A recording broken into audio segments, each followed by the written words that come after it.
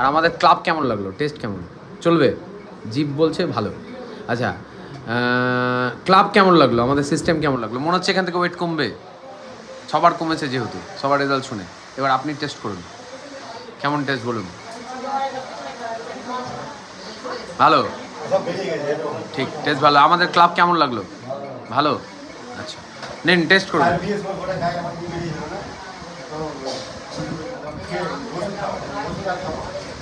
হ্যাঁ, জিপ বলছে ভালো। ঠিক আছে, আরেকবার নিন।